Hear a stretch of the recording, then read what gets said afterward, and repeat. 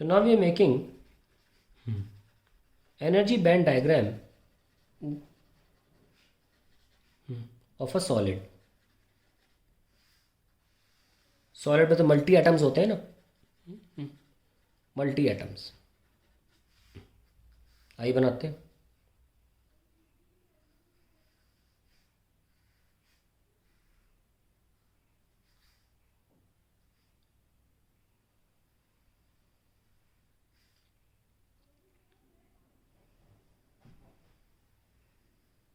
बहुत पेशेंटली बनाना भाई, जल्दबाजी नहीं है। जितना बोर्ड एग्ज़ाम में आना है उतना 3 घंटे का ही है, ज़्यादा नहीं है उससे।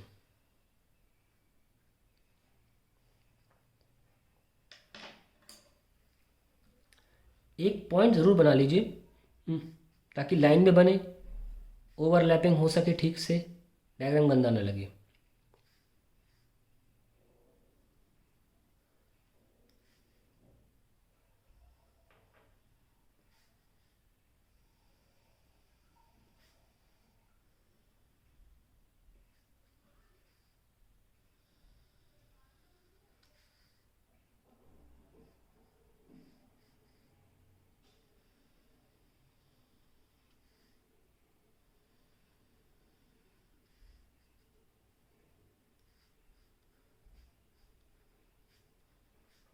कोशिश पूरी करें कि एक लाइन में आए, ठीक है।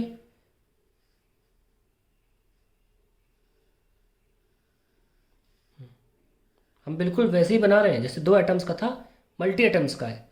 Nucleus 1, nucleus 2, nucleus n-2, nucleus n-1 and nucleus n। फिर से बनाते हैं 1s 1s 1s 1s 1s, और यहाँ भी एक रह गया 1s। ऊपर जाएंगे 2s 2s 2s 2s and 2s, 1s 2s।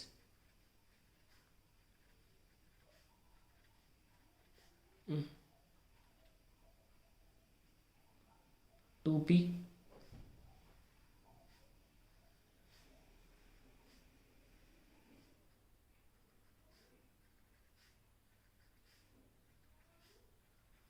और 3s। हम हमेशा 3s का एग्जाम्पल लेके चल ही रहे हैं इतनी देर से, तो उसको हम मेंटेन रखना चाहते हैं। तो ऐसा मजबूरी नहीं है कि 3s से लेके चलो, अभी ले लिया स्टार्टिंग से। तो हम देखा कि 3s ऑर्बिटल ओवरलैप रीजन से ऊपर है, और इसलिए इस न्यूक्लियस के इलेक्ट्रॉन्स हर जगह वॉन्डर कर सकते हैं, यहाँ पूरे रीजन में। ऐसे क्या बोलेंगे इसके बारे में? ये क्या जगह है? देखिए, ऊपर जो इलेक्ट्रॉन, ये इलेक्ट्रॉन्स जो नीचे हैं, इस हमारी इस लाइन को मैं अच्छी तरीके से दिखा दूं। ये लाइन जो है, लाल पेन ही सही रहेगा दिखाना। देखो ये लाइन जो है, ये मेन लाइन है जिसके ऊपर ओवरलैपिंग हो रही है। किसकी? एनर्जी लेवल्स ओवरलैप कर रहे हैं। तो नीचे का पोर्शन में क्या खास बात है? नीचे के पोर्शन के इलेक्ट्रॉन्स बाउंड हैं, अपने न्यूक्लियस को छोड़ के दूसरे न्यूक्लियस की तरफ नहीं जा सकते। परंतु इस लाइन के ऊपर के न्यूक्लियस के ऊपर के इलेक्ट्रॉन्स बाउंड नहीं है। वो इस न्यूक्लियस के इलेक्ट्रॉन जो हैं वो इसमें भी जा सकते हैं, इसमें भी जा सकते हैं, इसमें भी जा सकते हैं, इसमें भी जा सकते हैं। ऐसे न्यूक्लियस जो आज़ाद हैं उनको अंग्रेजी में क्या बोलते हैं? फ्री। तो भाई, जिन फ्री इलेक्ट्रॉन्स की बात आप शुरू बचपन से करते आ रहे हैं, कंडक्शन कंडक्शन फ्री इलेक्ट्रॉन से होता है, वो कहाँ लाया करता है?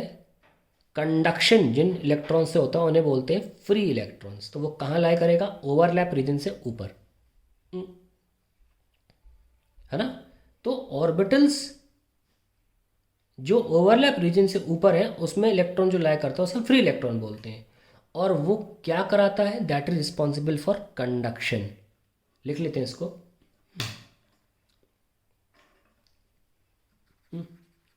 The electrons which lie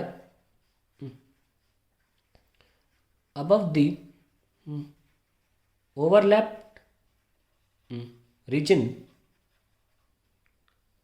are free to move in the entire lattice, and hence are called free electrons.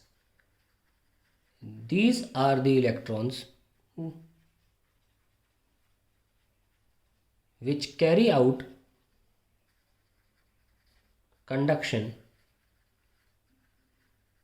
in metals, and hence this region is called, क्या बोलेंगे इसको, ये है कंडक्शन बैंड।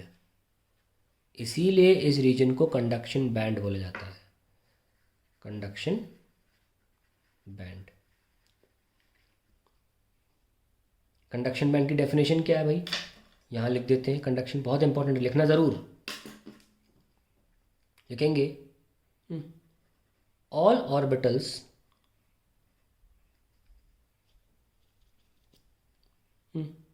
above the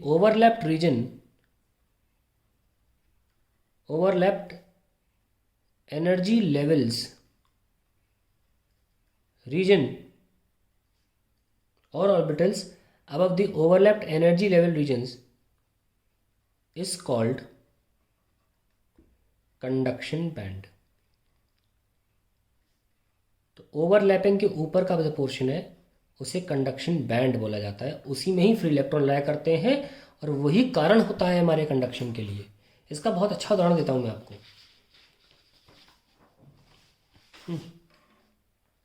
जैसे कॉपर 2+ है और aluminium 3+ है, in fact silver Ag+ है।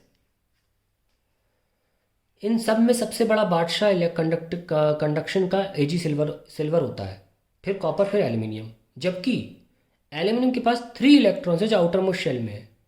तो कोई भी ये कहेगा एल्यूमिनियम बेटर कंडक्टर होना चाहिए, क्यों नहीं होता? सुनो, क्योंकि एल्यूमिनियम के 3 में से केवल एक ही इलेक्ट्रॉन, मैं एक एग्जांपल दे रहा हूँ, केवल एक ही electron lies in conduction band for 1 atom, पर 1 atom lies in conduction band. Conduction band में होना बहुत ज़रूरी है, सिर्फ 3 इलेक्ट्रॉन होना ज़रूरी नहीं है, उन इलेक्ट्रॉन का कंडक्शन बैंड में होना ज़रूरी है।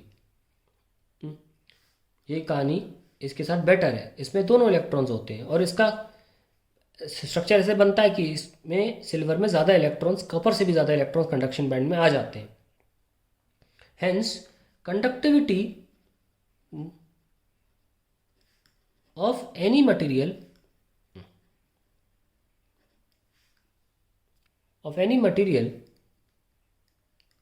is dependent on whether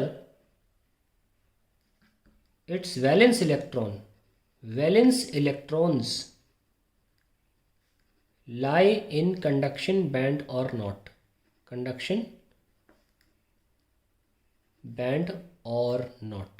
ये मुद्दा इंपॉर्टेंट है। इसलिए किसी भी मटेरियल की कंडक्टिविटी इस बात में निर्धारित होती है कि उसके कितने इलेक्ट्रॉन्स कंडक्शन बैंड में है, वैलेंस इलेक्ट्रॉन एक्चुअली। और यही वजह है कि जहाँ वैलेंस बैंड और कंडक्शन बैंड ओवरलैप कर जाते हैं, हम ऐसे मटेरियल्स को मेटल्स बोलते हैं। और मेटल्स इसीलिए उसमें वैलेंस बैंड और कंडक्शन बैंड दोनों ओवरलैप करते हैं। आप यहाँ देखिए, हमने जो भी डायग्राम बनाया, इसमें अगर हम सोडियम का एग्जाम्पल लेते तो क्या इलेक्ट्रॉनिक कॉन्फ़िगरेशन होता है? 1s2, 2s2, 2p6 and 3s1। ये सोडियम का एग्जाम्पल है। इसमें वैलेंस इलेक्ट्रॉन कौन है? ये वैलेंस इलेक्ट्रॉन आते कंडक्शन बैंड के अंदर है, इसे बोलते हैं वैलेंस बैंड और कंडक्शन बैंड का ओवरलैपिंग। आई होप ये समझ में आ गया होगा। एग्जाम पूछा जाता है, draw the energy band diagram of semiconductor, conductor and insulator. Semiconductor क्या यूनिट पूछा जाता है। आप बात समझिए, ये आपका जो वैलेंस इलेक्ट्रॉन था, एक कॉन्फ़िगरेशन क्या है, 281, इसी को तो वैलेंस इलेक्ट्रॉन बोलते हो, जो वैलेंसी देता है। पर ये कहाँ पाया गया? सोडियम में। ये कंडक्शन बैंड के अंदर पाया गया, यानी कि इलेक्ट्रॉन ना कि सिर्फ वैलेंस बैंड में था, कंडक्शन बैंड में भी था। इसीलिए हम वैलेंस बैंड कंडक्शन बैंड को ओवरलैप कर देते हैं, मेटल के केस में बना देते हैं। वो रटने वाली बात हो गई। आई होप ये कॉन्सेप्ट समझ में आ गया होगा। अब आगे बढ़ते हैं इसके बाद।